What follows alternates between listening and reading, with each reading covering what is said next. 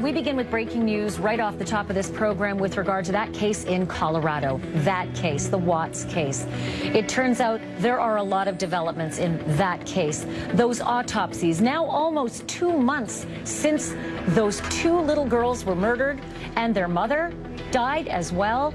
And finally, the autopsies are finished, delivered and sealed to the prosecutor and delivered to the defense attorney in the hands of the lawyers as we speak.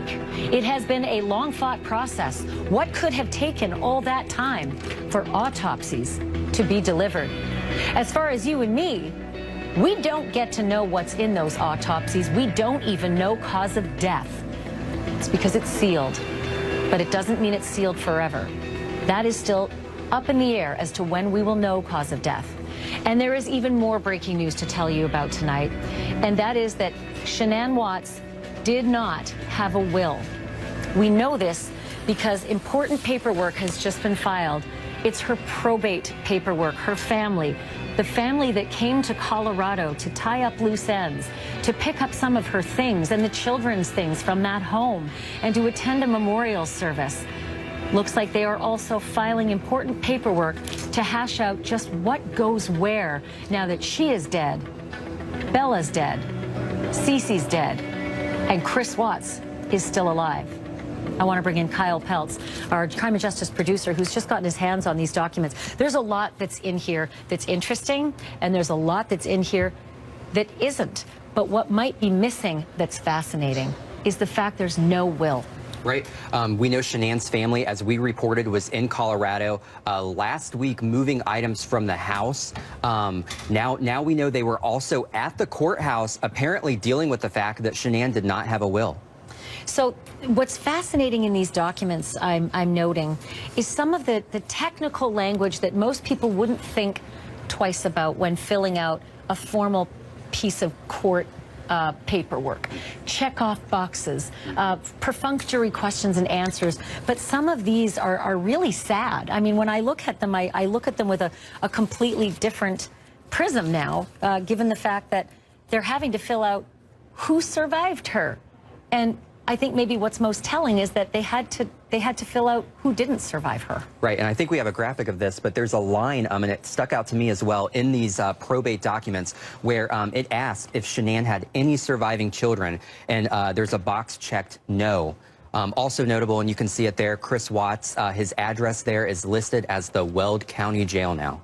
I also noticed deep in the paperwork that these documents have been delivered. They were sent by mail to him, and I think they were sent like several days ago as well. So he's probably reading this material over, maybe in the hour out room, given he's not allowed to have reading material in his cell. But he's reading over these documents, realizing that he's not the only game in town right now when it comes to all of the things that technically, belonged to Shanann, belonged to the family. 3/4 of that family is dead now. This is not an easy, this isn't an easy formula, is it, for them to sift through? No, it's not. The big question is who owns what in that house, who it belongs to. They had a lot of expensive things, too. Oh, they had many expensive things in their house. Even their house was a very expensive home. She had a Lexus. I don't know that it was fully paid for. That was something she was getting $800 a month, I think, from Thrive, the company where she worked. He had a truck. It was confiscated. The police took it. I don't think it's ever been returned anywhere. We've certainly never seen it parked back out in front of that house. Do they ever list any of the assets in the probate paperwork to suggest what they're looking at, or what the family is listing that she actually has? Right. There's a section in this court filing that actually, it's a box where you can list how much your home's worth and property, and all of that is actually left blank in these documents. I'm seeing it here. Estimated value of real estate, and it's left blank. And we think that home was somewhere in the $300, maybe $400 range, $400,000 range, if I recall. Exactly right, yeah. And then estimated value of personal property. Well, Shanann had to have had a lot of personal property. Her own personal things, her family mementos that the family said to us they came to get. They came to collect some of the things that were heirlooms passed down, Shanann's personal things. Look at the things in the background of all of these videos. You know, expensive things, expensive furniture and vases and picture frames and art on the wall. I mean, there's a lot of expensive stuff in there, but the estimated value of personal property is listed as? There's nothing. Blank.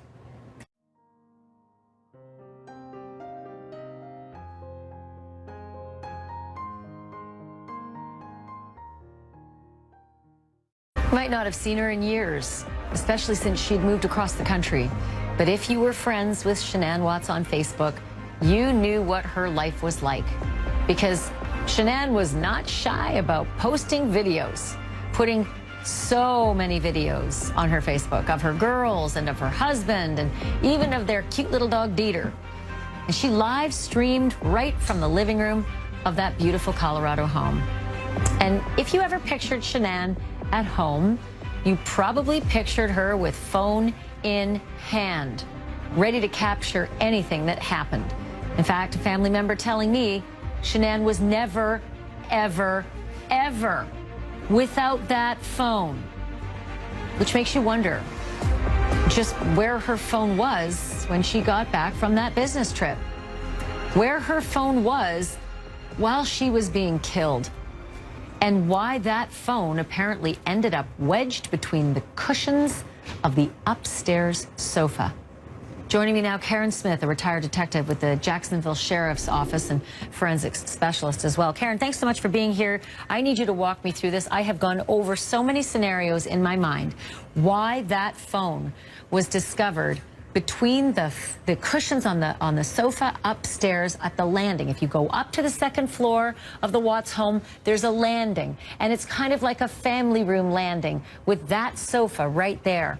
Somewhere wedged in those pillows was Shanann's phone, and it's something the police said they found out eventually. So walk me through the scenarios of how that could be, because when I come home from a business trip, my phone's in my hand. That's right, exactly. Your phone is in your hand. You charge it next to the dresser or next to the bed. That's where mine is. Most people's are. Things don't just happen. The phone was in the couch because someone put it there. It was wedged between two cushions because somebody stuck it in there, likely in an attempt to conceal it from law enforcement. Didn't want it found for some reason. I'm not sure what that reason might be, but you know, the couch is leather. It's slick. When my phone didn't have a cover on it, it was slippery as well. It's glass. You know, to say it would slide between the two cushions is highly unlikely to me. If it was found between them, someone, Chris Watts, put it there.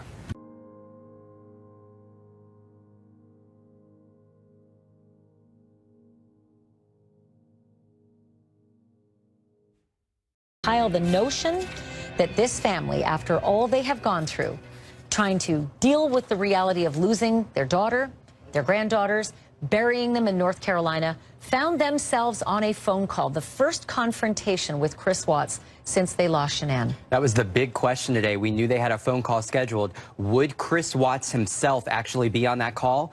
He dialed in today from the Weld County Jail with his attorney sitting right beside him. So he has two attorneys for his murder case.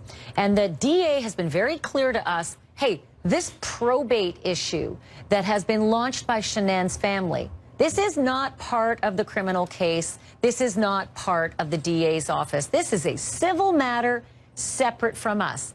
And yet, both of those attorneys and the DA himself were involved in this phone call. How were they all placed? Who was where and why? That's right. You said it. The DA for a long time has been saying, hey, this is a civil case, not a criminal. We have nothing to do with that. But the prosecutor himself was actually in court today. Michael Rourke. Michael Rourke. In court. In court, although it seems he was there as a visitor. He was in the courtroom gallery, as was another one of Chris Watts' defense attorneys, John Walsh. Yeah. So John Walsh and his other defense attorney for the criminal case, Kate Harold, of course, they're involved in defending him against these murder charges, the 9 felonies that he's faced with. But Kate Harold somehow was in the jail, seated beside Chris Watts on this phone call with the family. and his other attorney and the big cheese himself, Michael Rourke, were sitting in the gallery in the courtroom, presumably on speakerphone with the judge. Exactly. Kate Harold was right there with Chris, and as you said, she's the one tasked with defending him in this murder case. And one of his attorneys in the courtroom. So he gets on the phone, and on the other end, invited to be part of this call, critically, is Shanann's father. That's Frank Rusick. You can see on the list of people involved here. Critically, Frank Rusick, the father of the murdered pregnant wife of Chris Watts, is on that phone call. He is the one petitioning to say, I want to be Shanann's personal representative in all of the affairs of her estate. I want to be that person, that point person. Sandy Rusick, his wife, Shanann's mom, also invited to be on the call. Frankie Rusick, Shanann's brother, and, you know, by all accounts, best friend, on the call as well. And then you can see all the lawyers that we just talked about. Do we know if that family, if Frank Sr. or Sandy or Frank Jr., who has known to be very outspoken about what he thinks of Chris Watts on Facebook, do we know if they spoke to him? We have no idea who spoke on that call. And a big question, too, is did Chris even utter a word on that call, or were his attorneys talking for him? We don't know. But it had to have been pretty chilling and very uncomfortable for that family if Chris Watts was speaking. And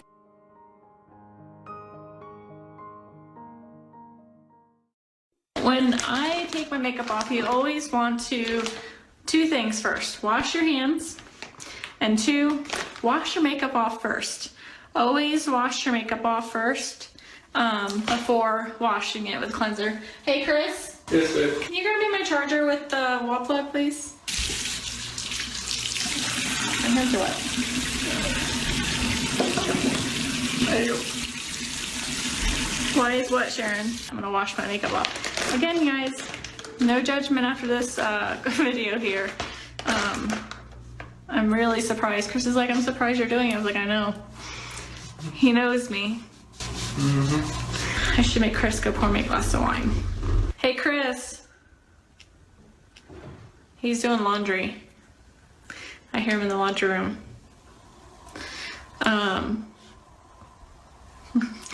He needs to get me my wine. So, What do you need? very little bit. Jody wants to know where my wine is. Doing laundry, I told her. Yeah. He's doing the kids' laundry. Laundry. Proof. We don't dry the kids' clothes, so he's hanging them because he's being a good dad and help me out. You just say the word and I'll make him wash his face. I'll throw another video on here in just a minute doing his face. He does whatever I tell him to anyway, so he'll do it. Give me 5 minutes, Jody, and I'll go get him from the laundry room and have him wash his face. Hey, Chris. Yes. You're wanted. Alexis, there is so much being said online in the dozens of Facebook groups and the tens of thousands of followers of these Facebook groups, these members. Everyone is tearing each piece of interaction between this couple apart and ascribing some kind of an attitude to it. What do you see in that video? So I see a dad who is so cute. He is hanging up his daughter's little purple pajamas, and he's doing exactly what his wife wants. What woman doesn't want a husband that does all of that for her, right? He's going to get her a glass of wine. He gets her charger. He just smiles nicely, and she says, well, he's going to do whatever I want. I'm going to wash his face. What a good guy. He obviously is a big football fan. He's got a Steelers shirt on. Not only does he love football, but he loves getting a facial from his wife. Super cute. But you can see that perhaps what critics might catch on there is that perhaps that his wife, when she says, he does whatever I say, fast forward to what happens years later, she is not alive. Their children are gone. He's been accused of murdering all three of them. Perhaps this shows a crack in their relationship. I mean, it's so difficult for the surviving family members to, to see everything that's happened since the murders. Bad enough they've lost their loved ones, but then to hear sort of the armchair quarterbacking of Shanann being somehow at fault. And there are plenty of people online who say this, when in fact, I think anybody who's ever done a selfie video could say they do the same thing. If they're performing, they ask someone off camera to go grab something for them or do something for them. Let me bring in Dr. Greg Kaysen, if I can, psychologist. I am frustrated by the idea that Facebook followers can beat up on a person who's already been victimized and her children. But at the same time, I don't have the trained eye. I can't really look into that video the way you could. Yes, well, you know, I hate to even side with those Facebook viewers. That I think there are some problems here in the video. I think it reveals more than a crack. I do think Shanann is truly the victim here, but in this video alone, you see that her style is more of a domineering style, so that she tells her husband what to do, and I think that lends a little bit more to the narrative of how this could have all gone down. She could have been the leader in the relationship, and he could have been the follower in the relationship, and one day he did finally crack, and that's where the crack probably happened in the relationship. But I don't see her as the perpetrator at all. It's just the nature of the relationship they had together.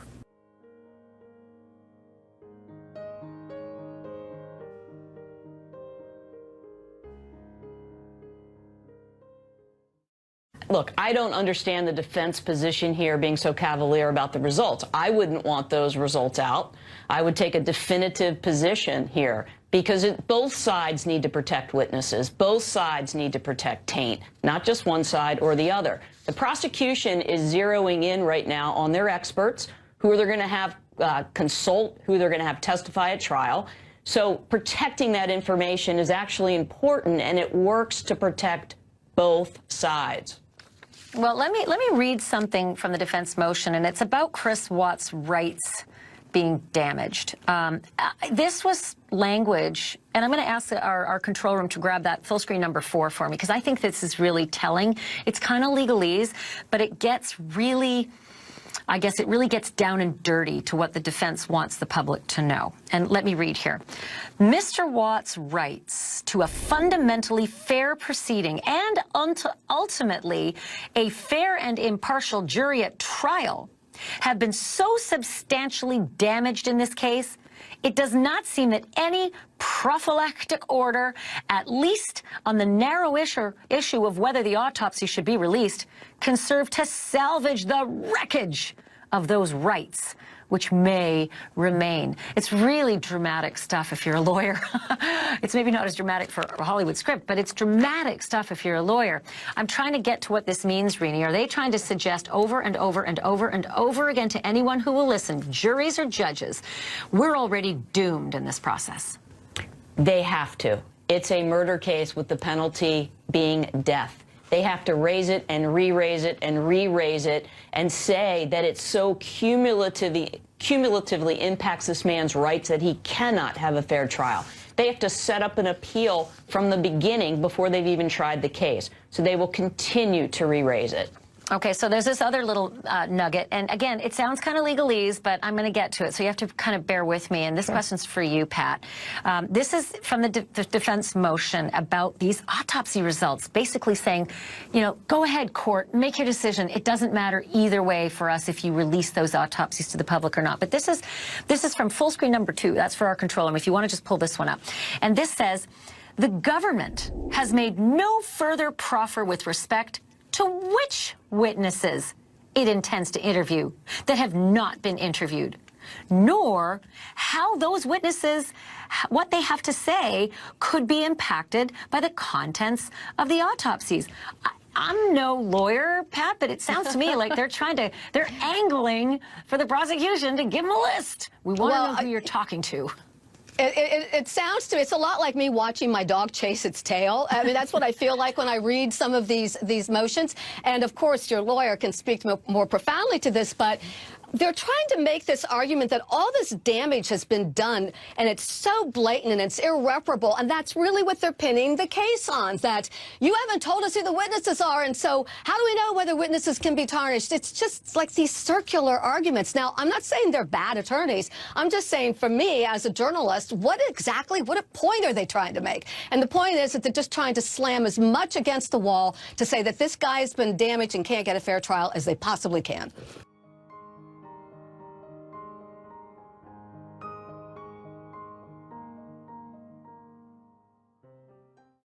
Javier, I'm glad you're with us tonight because I have not been able to find the missing link as to how the police were able to put a picture of his work site in front of him just 2 days after this family went missing, and he pointed out where the bodies were buried. And it got me thinking, when we saw these numbers on the back of his truck, number 1139, right there in that back window behind the driver's side, it made me think this is a part of a fleet of trucks that usually is numbered because it actually belongs to a company. Does it look like that to you? Yes, Ashleigh, it does look that way to me. Definitely, this is one of the things that a lot of companies do to be able to identify their work vehicles. So help me to navigate, and pardon the pun, but navigate through what police might have done when they heard from Chris Watts on Monday morning that his wife and daughters were missing and that he had left for work at 5:30 in the morning, driving that truck off into the darkness. Would they have gone right to his company and said, did he show up at work? And if so, do you have any proof? That's a very likely scenario, and normally companies like this, they use GPS tracking devices so that they can track their vehicles. It's very likely that they were able to obtain the information from Anadarko. More than likely, they were able to tell at what time he was able to leave with the work vehicle and also what path he took to his final destination. In addition to that, much like you had said, you were able to see that popcorn trail so that you can see the times that he arrived, how long he was there, and when he left the destination. So that is fascinating. The fact that we've discovered Anadarko uses something called the ROVR device, R-O-V-R. It stands for Real-Time Operational Vehicle Reporting.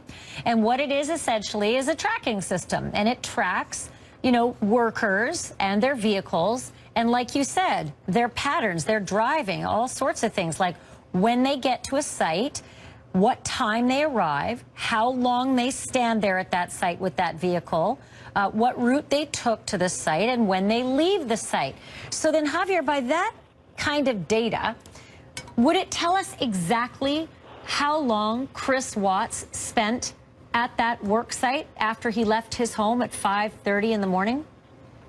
A system like this would most definitely give you the time that they arrived and how long that vehicle was there. So you would be able to easily ascertain that by pulling up the information in a system like that, and also maybe running a report and making it accessible to law enforcement.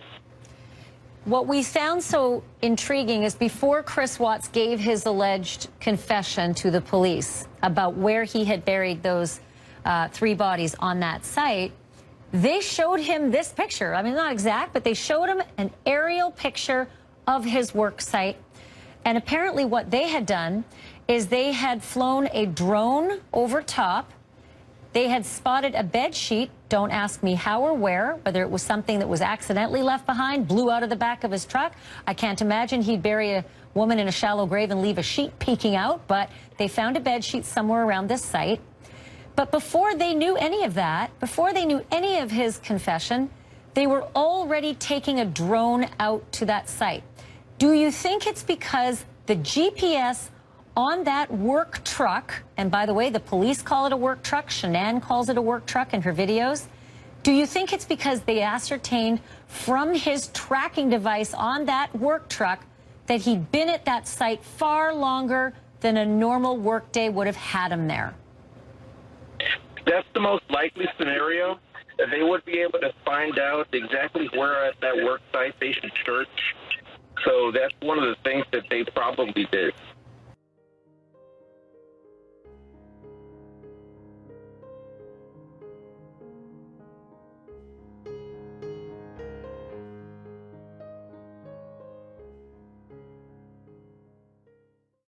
Throw up a couple of pictures here that I think really, like you said, they all of a sudden you start to see, look, we've been living Shanann's life, but now we're starting to live these children's lives with the posts that go back so far. I want to take you through her progression videos. Shanann's pregnancy, she goes through from 12 weeks pregnant right through to 32.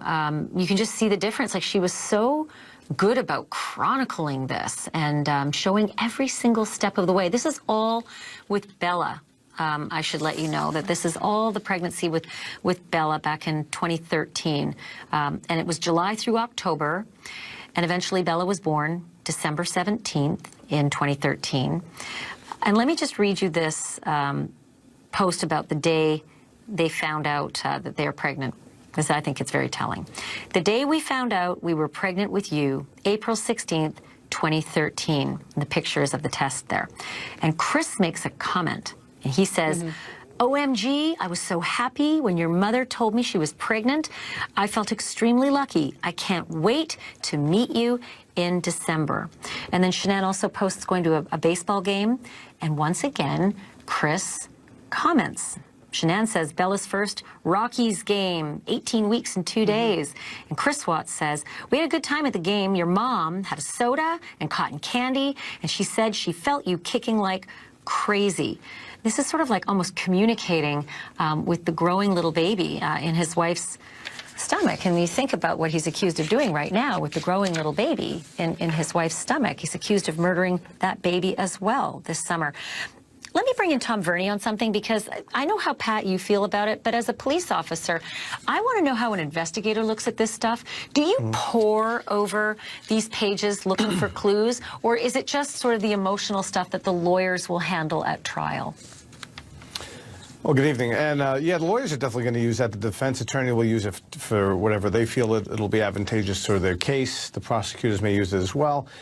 Yeah, we definitely want to look at all the social media that they have out there. Nowadays, a lot of people do have their personal lives out there for everyone to see, right? And you can sometimes tell pretty quickly, based on people's daily or weekly posts, how their relationships are doing, right? You know, and some people during a fight will broadcast that out to their family and friends and maybe even to the public. So you'll grab one of these posts if you see something that stands out as aggressive or out of the ordinary. You'll grab that, you'll turn it over to the prosecutors and say, we found this in our investigation, you might want to have a look.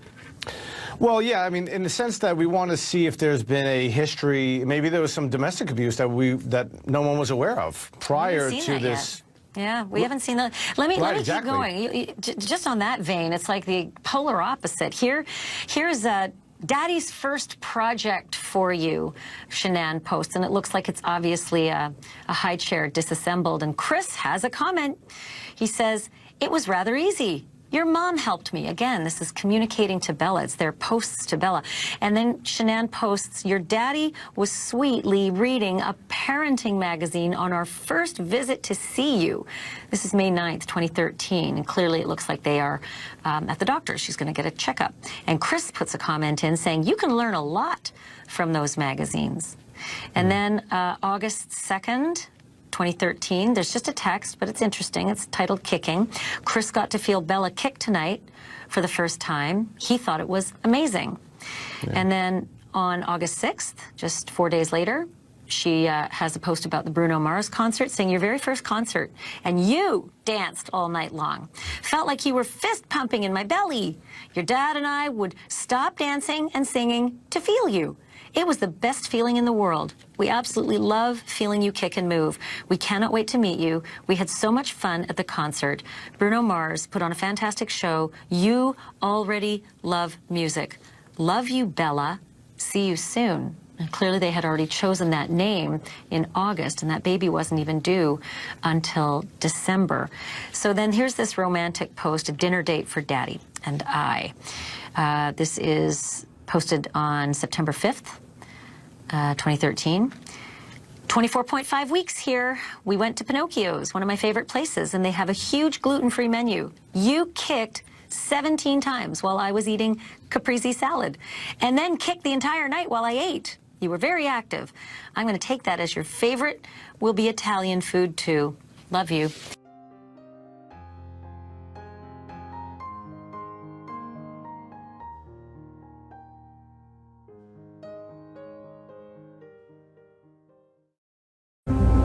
They were notoriously loving parents, from the way their friends described them and from all the happy Facebook posts that showed off their family's more fun side.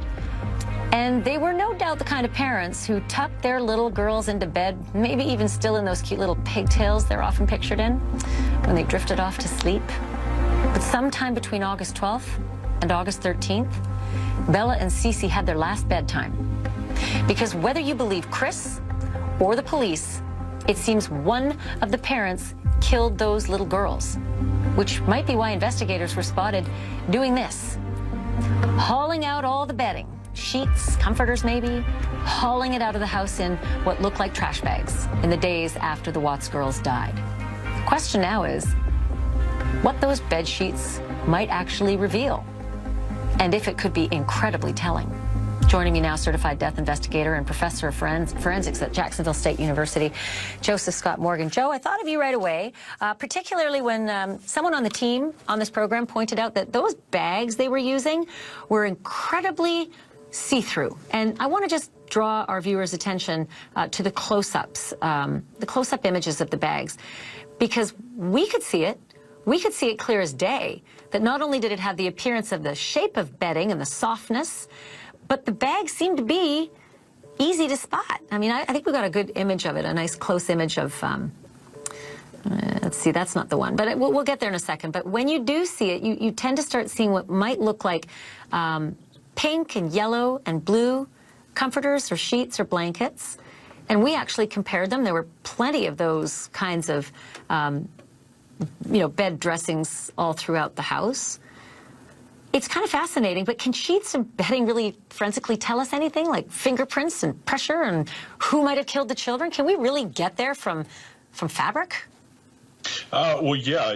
One of the things that's kind of left me scratch my head about this case is that anybody that would play fast and loose with their marriage, I'm still thinking that the police are entertaining the thought that there could be other parties involved. You have to at least explore that.